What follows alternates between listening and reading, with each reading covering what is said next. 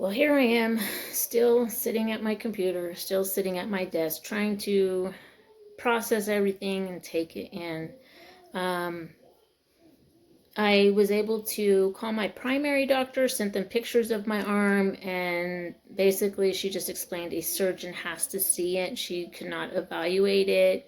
If it gets worse, go to the ER again. But then I saw my rheumatologist on Zoom, and I showed her everything. She looked at the notes from urgent care and everything else, and was very surprised I was even sent home from urgent care. She said any infection in the shoulder is extremely serious, and they need to treat it immediately and aggressively. So I find myself in a very serious situation. It does look like what has to happen is they have to find out what bacteria it is, first of all, because that allows them to get the right antibiotic.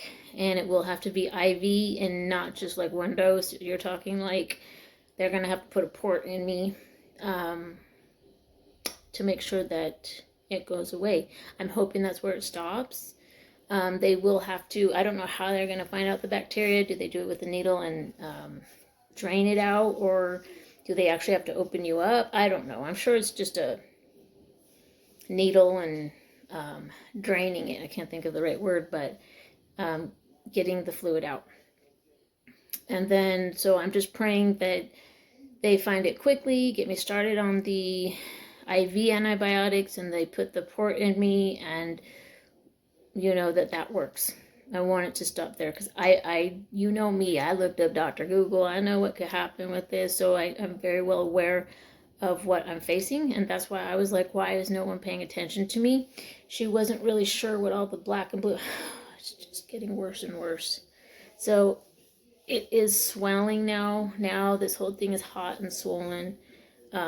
It's not looking very good for me. So, and the pain has started. That's not good. But she made a few phone calls, and a friend of hers, a surgeon, will be seeing me tomorrow. So I'm very happy about that. Obviously, if the pain gets worse, I'll have to go to ER, but I keep telling myself only a few more hours. And we also found out what all my weakness was. At first we thought it was depression, then it was getting off the steroids, and we finally found it. It probably did have something to do with the steroids, number one. Could have been depression, but it's hard to say because being sick and the symptoms of being depressed they go hand in hand. But I was like, look, give me whatever, just make it go away. I don't care what you call it, make it go away. So I was on board for anything, but it did end up being, I have a very low vitamin D deficiency, which would explain everything I was complaining about. Even the stone inside my left kidney is caused by vitamin D deficiency. Did you know that? And it could affect the kidneys too. So boom, that's all, easy fix. So they started me off with 50 units of vitamin D, and I feel energized, I'll tell you that. It's like, whew, breath of life, right? And we also have a plan for getting off the steroids. So she says, yeah, not weekly, honey. You've been on it for 30 years. I'm like, wait, you told me 5 milligrams last time. So we both messed up. I mean, you make a mistake and use your goal brain, your growth mindset. Sorry, I've been teaching that.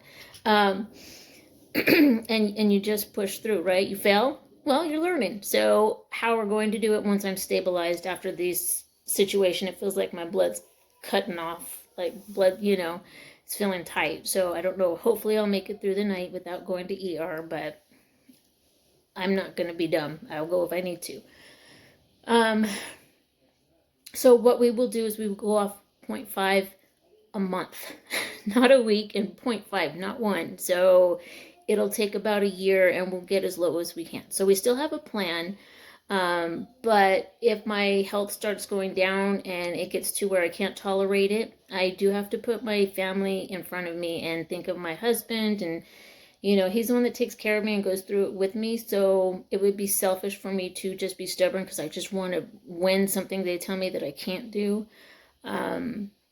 It's a choice we both have to make together. So I have to put him at center as well. And it comes to that quality versus quantity. And I hate that because right now it's like up in my face. I knew when I got on steroids that, it could decrease your number of years of living. But I was 18 when I made that decision. I'm now 47 or 48. You see? You see? This is what I'm telling you. I'm older now. So the making that choice of life will be shorter is more like, oh my gosh, that could be right around the corner. I'm 48, right? It gets a little scary, but I will tell you this. This is my takeaway, is I want to live and not just be alive. You know what I'm saying? I want to live and not just be alive. And so I'm going to make the decision based on that.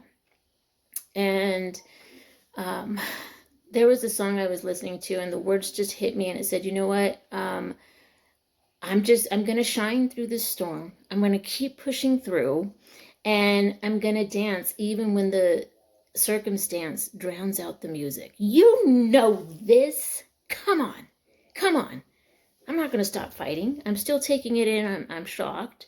I think I will cry later because this was one of the worst surgeries I've ever had. So I can't imagine having to do it again. And if I lose my arm, I'm going to be very upset, knowing that I went in the moment this infection started. So pray for me, pray for my protection. We're going to pray the antibiotics work and that it doesn't go to the bone. I pray it's superficial, but it's feeling very official. Chokes.